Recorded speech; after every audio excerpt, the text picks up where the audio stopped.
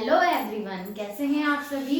तो हमारा जो चैप्टर है साइंस का क्लास 7 का the world of metals and non metals, जिसमें हमने चैप्टर को काफ़ी समझ लिया था, उसमें हमने काफ़ी चीज़ें एक्सप्लेन कर दी थी। तो आज का जो हमारा उसमें टॉपिक है effect of air and water on other matter.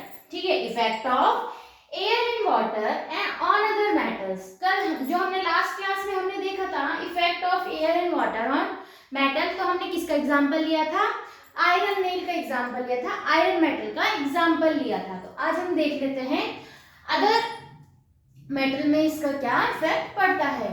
तो इसमें भी क्या आपके एक एक्टिविटी गिवन है, ठीक है।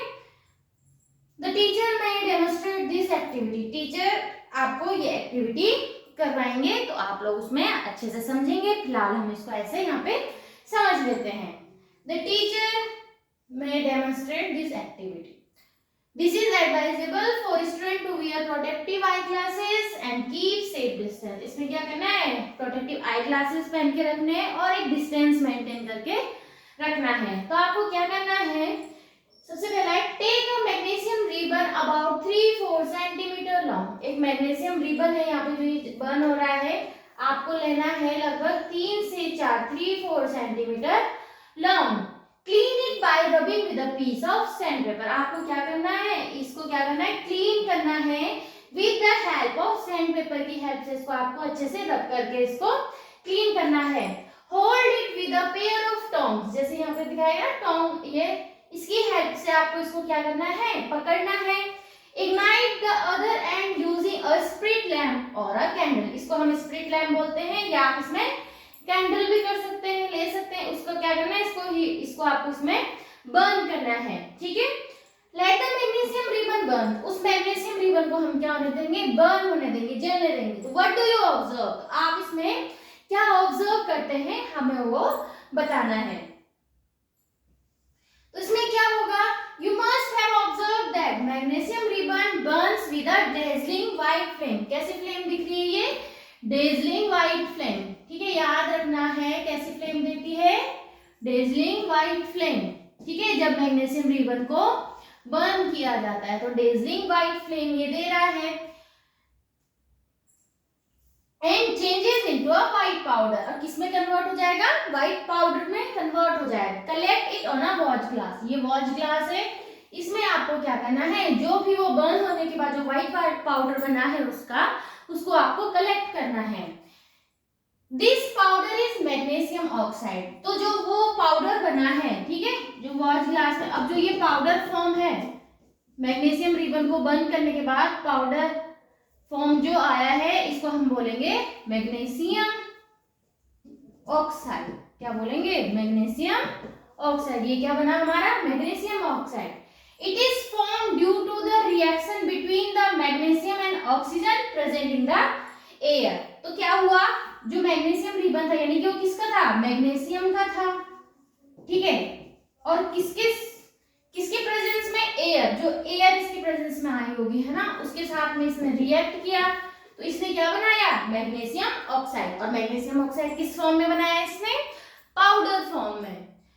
तो recall the chapter exploring substances acid, basic and neutral. अब हमें पता करना है कि जो इसका ये पाउडर फॉर्म आया है ये क्या है? एसिडिक है, बेसिक है या न्यूट्रल है इन नेचर। तो उसके लिए क्या करेंगे? Find out whether the solution of magnesium oxide is acid, basic और न्यूट्रल इन नेचर। तो हमें क्या करना है? एसिड बेस इंडिकेटर यूज करना है। तो एसिड बेस इंडिकेटर के लिए हम क्या लेंगे? Litmus paper. क्या लेंगे हम यहाँ पे? Litmus paper, blue litmus paper और रेड लिटमस पेपर। तो देखना है क्या इफेक्ट आता है।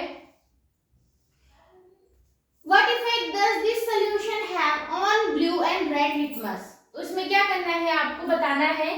तो जब हमने इसको देखा तो ब्लू लिटमस पेपर में तो कोई भी इफेक्ट नहीं था, ब्लू वाले में कोई भी इफेक्ट नहीं था, लेकिन जो आपका रेड वाला था, रेड लिटमस पेपर, रेड वाला आपका ब्लू में कन्वर्ट हो गया। तो जो आपके सब्सटेंसेस रेड लिटमस पेपर को ब्लू में कन्वर्ट करते हैं वो क्या होते हैं? कैसे होते हैं?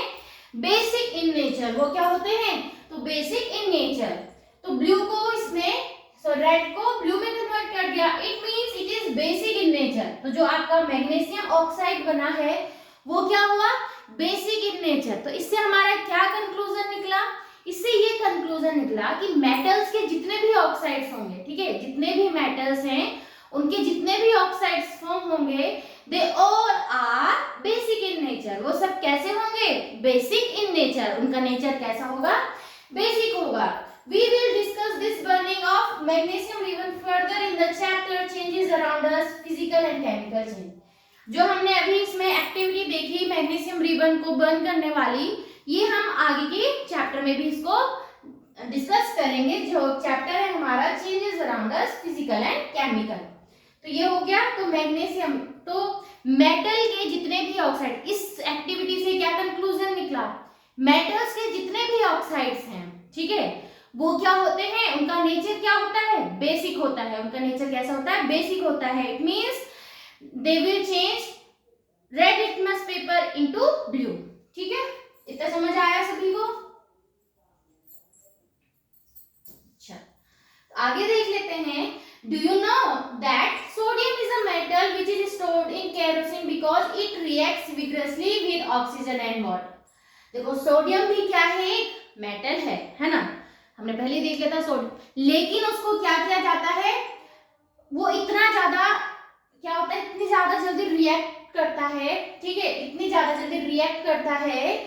अगर बाहर के ये ऑक्सीजन है, ठीक है, जो नॉर्मल ऑक्सीजन और वाटर अगर उसमें आ गया तो वो क्या करता है, बहुत जल्दी रिएक्ट कर देता है। इसीलिए जो सोडियम मेटल है उसको किसमें स्टोर किया जाता है, केरोसिन में। उसको किसमें स्टोर किया जाता है, केरोसिन में, ताकि वो जो बाहर की जो आपकी ऑक्सीजन एंड वाटर है उसके साथ में रिएक्ट नहीं कर सके। ठीक है, तो ये क्वेश्चन बनता है, sodium metal is which is stored in the kerosene because it react vigorously with the oxygen and water. A lot of heat is generated in the reaction. इस रिएक्शन में क्या होगी, बहुत सारी हीट निकलती है। Storing sodium in kerosene prevent its exposure to moisture and air. Kerosene के साथ में रखने का मतलब क्या है कि जो आपका मॉइस्चर है, एयर है, जो वाटर है, वो उसके साथ में रिएक्ट नहीं करेगा। ठीक है, Can you predict the nature of its oxide? Let us now discuss some substances that do not behave like metals. तो अब हम क्या करते हैं, अब हम ऐसे substances देखते हैं जो metals की तरह behave नहीं कर रहे हैं। अब उनका जो behavior है वो अलग है, ठीक है, metal से different होगा। तो देख लेते हैं substances that behave different from metals in air and water. अब हम देख लेते हैं कुछ ऐसे सब्सटेंस है जो एयर एंड वाटर के साथ में कैसे रिएक्ट करते हैं, कैसे बिहेव करते हैं अदर देन मेटल्स, मेटल्स के अलावा। इसमें भी हमें एक एक्टिविटी गिवन है, आपको इसमें क्या करना है, this activity must be perform in a fume hood और वेल वेंटिलेटेड एरिया। ऐसी जगह पे आपको इस एक्टिविटी को करना है जहां पे वेंटिलेशन अच्छा हो, हवा हो आसपास, ठीक है, ऐसे नहीं कि बंद कमरे में आप कर रहे हो, नहीं, ठीक है। बर्निंग सल्फर प्रोड्यूसेस गैसेस, क्योंकि हम इसमें सल्फर लेंगे, ठीक है, इस एक्टिविटी के लिए हमने सल्फर लेना है जो कि गैस प्रोड्यूस करेगी। और अगर हम उस गैस को इनहेल करेंगे, ठीक है, लेंगे उस गैस को, हमने अगर इनहेल कर दिया, that will be harmful for us, ठीक है, वो हमारे लिए क्या हो सकती है, हार्मफुल हो सकती है।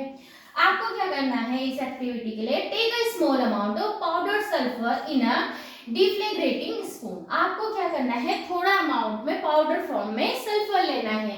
क्या लेना है आपको, सल्फर लेना है, ठीक है, किसमें, डिफ्लेग्रेटिंग स्पून। डिफ्लेग्रेटिंग स्पून कुछ नहीं है, ऐसी है, इसमें एक लॉन्ग स्टिक ऐसे है और यहाँ से स्पून का शेप ऐसे दिया हुआ है, ताकि हम अगर कुछ एक्टिविटी करें इसको अच्छे से हम हैंडल कर सके, कुछ सेफली हम कर सकते हैं, हीट या बर्न होने का टेंशन ना हो। If the deflagrating spoon is not available, you may take a metallic cap of any bottle, wrap a metallic wire around it and give it the shape of a song. ठीक है, अगर मान लो आपके पास ये deflagrating spoon नहीं है तो आपको क्या करना है, आप उसको ऐसे बना भी सकते हो। कैसे, आपने मेटल की कैप लेनी आती है ना, कभी दवाइयों में, मेडिसिन में लगी हुई होती है, उसको ले सकते हैं आप। मेटल की कैप आपने लेनी है, ठीक है, मेटल की कैप आपने ली और आप क्या करते हैं, किसी एक वायर से, ठीक है, वायर की हेल्प से उसको आप उसको अच्छे से टाई करके और ऐसे यहाँ पे ऐसे शेप दे सकते हैं, जैसे कि ये आपको बताया गया है। ठीक है, heat it on a flame. आपको क्या करना है, इसको फ्लेम में हीट करना है इसको, ठीक है। आपने इसमें क्या किया, सल्फर ले लिया, ठीक है। जब सल्फर ले लिया है और आपको फिर इसको क्या करना है, इसमें सल्फर लिया इस स्पून में, फिर आपको क्या करना है, इसको heat it on a flame. इसमें क्या करना है, आपको इसको हीट करना है, इसको क्या करना है, हीट करना है। As soon as the sulphur start burning, और जैसे ही आपका सल्फर इसमें बर्न होने लग जाए, introduce the deflagrating spoon into a gas jar और ग्लास टम्बलर। और आपको क्या करना है, जैसे ही आपको यहाँ पे सल्फर बर्न होने लग जाए, आपको क्या करना है, उसको एक ग्लास में ऐसे करके उस स्पून को उसके अंदर रख देना है, जैसे कि आपको यहाँ पे दिखाया गया है, ठीक है, आपको यहाँ पे बताया गया है। और आपको क्या करना है, इस गैस, जैसे ही आपने वो सल्फर वाला जो स्पून है इसके अंदर पुट कर दिया, आपको क्या कर देना है, इस ग्लास जार को ढक देना है किसी ढक्कन लिड की हेल्प से। Remove the lid after 3-4 minute, ठीक है, कितने टाइम के लिए, 3-4 मिनट के लिए आपको इसको ऐसे ही रखना है। और उसके बाद में इसके ढक्कन को आपको यहाँ से रिमूव कर देना है। टेक आउट द डिफ्लेगेटिंग स्पून, और जो आपने स्पून इस पे रखी थी उसको बाहर निकाल देना है। Add a small quantity of water into the gas jar. अब क्या है, ये जो जार है, ठीक है, इसमें जो हमने वो डाला तो गैस जार बन गया, ठीक है, उसकी गैस इसमें आ गए हैं। और उसमें क्या करना है, हमने इसमें वाटर ले लेना है, इसमें क्या लेना है, इसके साथ में वाटर ले लेना है। Quickly place the lid back and set it so that the gas dissolve. और उसको क्या करना है, उस गैस, जो वो आपका जार है उसमें आपने स्पून बाहर निकाल दिया और उसके अंदर तुरंत उसमें पानी डालना है, फिर उसको ढक के रख देना और अच्छे से उसको डिसॉल्व कर देना, ताकि उस वाटर में वो जो गैस है वो अच्छे से डिसॉल्व हो जाए। उसके बाद क्या है, again recall the chapter exploring substances. फिर से हमें वो चैप्टर ध्यान करना है। Using N acid base indicator, check whether the solution obtained after the addition of water to the gas jar is acidic or basic or neutral। जैसे अभी हमने चेक किया था कि जो हमारे मेटल के ऑक्साइड्स फॉर्म हो रहे थे वो क्या थे नेचर में, वैसे ही हमने इसको देखना है कि इसका नेचर कैसे आया। सल्फर आपने पहले ही पढ़ चुके हैं, सल्फर आपका नॉन मेटल में काउंट होता है। तो क्या ऑब्जर्व किया आपने, you would observe that it is acidic in nature. ये कैसा है, एसिडिक इन नेचर है। एसिडिक के लिए क्या होगा, ये ब्लू लिटमस पेपर को रेड में कन्वर्ट कर देगा और रेड वाले में कोई भी इफेक्ट शो नहीं करेगा। On burning sulphur in air, sulphur dioxide gas is formed, ठीक है। जब सल्फर को, ठीक है, हमने ऑक्सीजन के साथ में रिएक्ट करवाया तो हमें क्या मिला, सल्फर डाइऑक्साइड। क्या मिला हमें, सल्फर डाइऑक्साइड। तो sulphur dioxide gas in water, on dissolving sulphur dioxide gas in water, sulphurous acid is form, ठीक है। और जब हमने इसको वाटर के साथ में डिसॉल्व किया तो हमें क्या मिला, सल्फ्यूरस एसिड। क्या मिला हमें, सल्फ्यूरस एसिड। तो अगर ये एसिड है, समझ आ गया ना, तो एसिड क्या कर रहा है, ब्लू लिटमस पेपर को रेड में कन्वर्ट कर रहा है। तो यहां से आपको क्या समझ आया कि जो हमारे मेटल से जो डिफरेंट ऑक्साइड्स हैं, ठीक है, वो क्या दे रहे हैं, उनका नेचर क्या हो रहा है, एसिडिक हो रहा है, ठीक है। एक और active, take some sulphur powder in glass tumbler. Again आपको एक ग्लास में ऐसे सल्फर लेना है, ठीक है, और उसमें आपको add a small amount of water, इसमें आपको वाटर भी ऐड करना है। What do you observe? You may have noticed that there is no reaction when sulfur placed in water, ठीक है। जब हम सल्फर को वाटर के साथ में सिंपल रिएक्ट करवा रहे हैं तो वहां पे कोई भी रिएक्शन फॉर्म नहीं हो रही है। तो substances like sulfur and phosphorus behave differently with water and air than metals. Phosphorus is stored in water as it catches fire when exposed to atmospheric air, ठीक है। यहाँ पे अब हमें एग्जाम दिया है, जो फॉस्फोरस है वो भी क्या है, उसको भी स्टोर करके रखा जाता है, लेकिन इसको किसको में स्टोर करके रखा जाता है, वाटर में, क्योंकि ये क्या करता है, ये भी इजीली फायर को कैच कर लेता है जब आपके नॉर्मल एयर के साथ में मिलता है।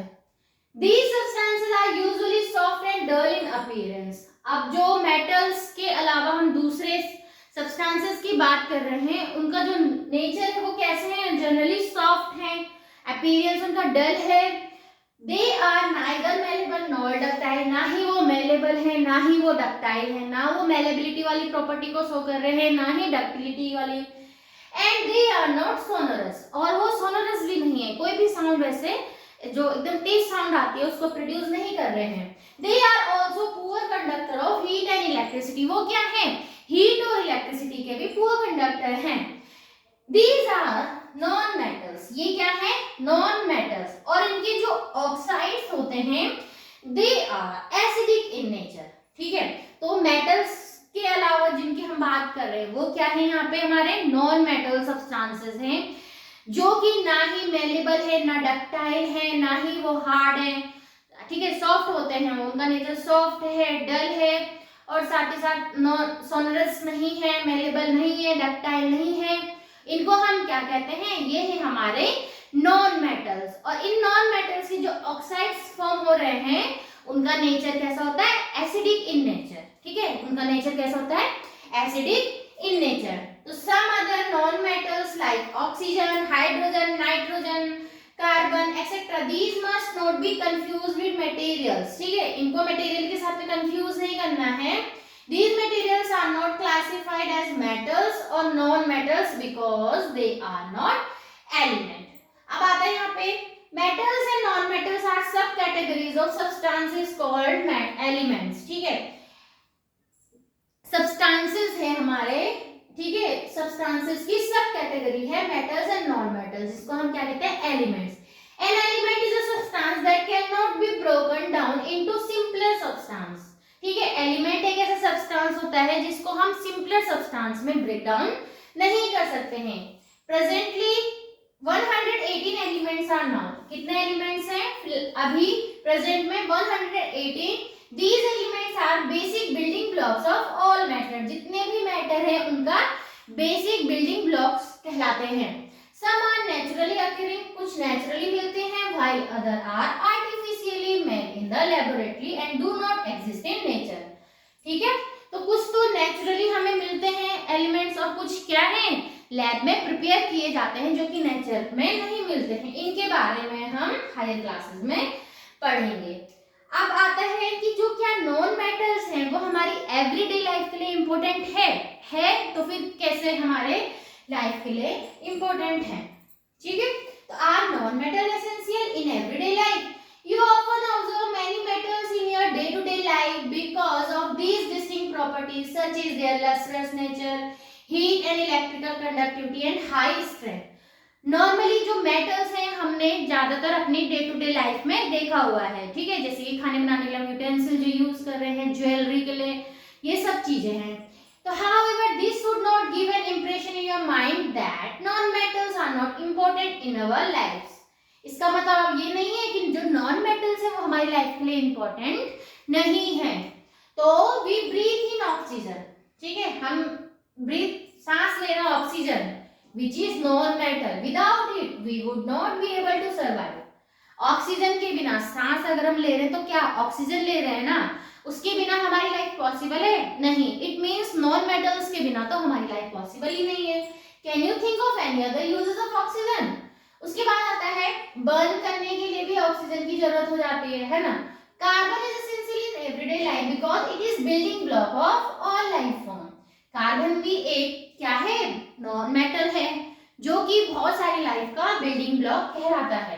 It is a key component of protein, fats, carbohydrate which are necessary for growth and energy, जो हमारी बॉडी के लिए ग्रोथ करने के लिए, एनर्जी के लिए इंपॉर्टेंट है, जैसे कि प्रोटीन, कार्बोहाइड्रेट, फैट्स, ये सब के जो की कंपोनेंट है वो क्या है, कार्बन ही है। Nitrogen is used in the manufacturing of fertilizers and other chemicals. अब नाइट्रोजन भी हमारा है नॉन मेटल, जो कि आपके फर्टिलाइजर बनाने के लिए और बाकी केमिकल्स बनाने के काम आ रहा है। It is essential nutrient for the growth of plants, plant की ग्रोथ के लिए भी बहुत ज्यादा इंपॉर्टेंट है nitrogen. Chlorine is non metal commonly used in water purification, ठीक है, पानी को साफ रखने के लिए ज्यादातर क्लोरीन यूज किया जाता है, जो कि क्या है, नॉन मेटल है। अ सॉल्यूशन ऑफ आयोडीन, ठीक है, आयोडीन का solution a non metal is applied on wounds as an antiseptic, ठीक है। कभी हमारी चोट लग जाती है तो हमने आयोडीन का सोल्यूशन हम उसमें लगाते हैं, तो वो भी इंपॉर्टेंट है और वो भी नॉन मेटल है। तो ऐसा नहीं है कि मेटल्स जो हमें दिख रहा है ज्यादातर हम बोल रहे हैं यार मेटल ही हमारे लिए इंपॉर्टेंट है, नॉन मेटल्स नहीं है, नहीं, नॉन मेटल्स भी हमारे लिए उतने ही इंपॉर्टेंट हैं जितने कि मेटल्स में भी ज्यादा इंपॉर्टेंट हो सकते हैं। साइंस एंड सोसाइटी, थोड़ा हम इसमें आगे देख लेते हैं। Do you know that many metals and their alloy, mixture of two or more metals or metal और नॉन मेटल्स, ठीक है। बहुत सारे मेटल्स और सबसे पहले आते हैं यहाँ पे एक एलॉय, एक टर्म है, ठीक है। जैसे कि मेटल हुआ तो एलॉय कैसे बनते हैं, ये क्या होते हैं, mixture of two or more metal, ये बनता है आपका दो या दो से ज्यादा मेटल्स को मिक्स करके कुछ एक बन गया तो उसे हमने एलॉय बोल दिया। या एक मेटल भी हो सकता है, उसमें नॉन मेटल भी हो सकता है। Are important for daily use as utensil and tools, these are also important for modern technologies and essential in almost every industry. Some special metals are also used in atomic energy such as zirconium, aerospace, titanium, etc. In India, many metals, especially iron and aluminum, are recycled to minimize waste and contribute to sustainability. ठीक है, तो इस तरीके से हमारा ये chapter यहाँ पे कंप्लीट होता है in the word of metals and non metals, जिसमें आपने मेटल्स की प्रॉपर्टीज के बारे में पढ़ा, मेटल्स क्या होते हैं, उनका नेचर कैसे होता है, साथ ही साथ उनके ऑक्साइड्स अगर बन रहे हैं तो उनका नेचर कैसे होता है। उसके बाद हमने नॉन मेटल्स के बारे में देखा, तो ज्यादातर जैसे जो नॉन मेटल है वो देखा जाए तो मेटल्स के अपोजिट हुए। समझ आया सभी को? तो ये यहाँ पे आज हमारा ये चैप्टर कंप्लीट होता है। इसको हम थोड़ा इसका लास्ट समरी है, इसको हम देख लेते हैं साथ ही साथ। Metals and non metals are differentiated based on their property. Metals और नॉन मेटल्स के बीच में हमने डिफरेंस पता किया, तो किस बेसिस पे पता किया, उनकी प्रॉपर्टी के बेसिस पे। Generally metals are lustrous, metals कैसे होते हैं, लस्ट्रस, चमक होती है उनमें। Whereas most non-metals are non-lustrous. Metals are generally malleable, metals are generally malleables होते हैं, ductiles होते हैं, हम उन्हें कितनी पतली थिन शीट में कन्वर्ट कर सकते हैं, उनमें लॉन्ग वायर में कन्वर्ट कर सकते हैं, while non-metals do not have these properties. तो यहाँ पे हम देख सकते हैं मेटल और नॉन मेटल्स के बीच में difference. Metals are good conductor of heat and electricity, but non-metals are generally poor conductors of heat and electricity. Metals react with oxygen to produce metal oxide, which are basic in nature. Metal आपके oxygen के साथ में जब react करते हैं तो metal oxides form करते हैं, जिनका नेचर बेसिक होता है। और जो नॉन मेटल्स होते हैं वो ऑक्सीजन के साथ में जब रिएक्ट करते हैं ऑक्साइड्स फॉर्म करते हैं, which are acidic in nature. ठीक है।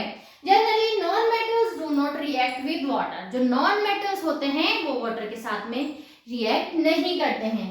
Metal object get damaged when exposed to moist air and the process is known as corrosion. जो मेटल के ऑब्जेक्ट होते हैं अगर हम उनको एयर में एक्सपोज या वाटर में आ जाए तो वो क्या होता है, उससे वो मेटल खराब होने लग जाता है, डैमेज होने लग जाता है, तो उसको क्या कहते हैं, कोरोजन।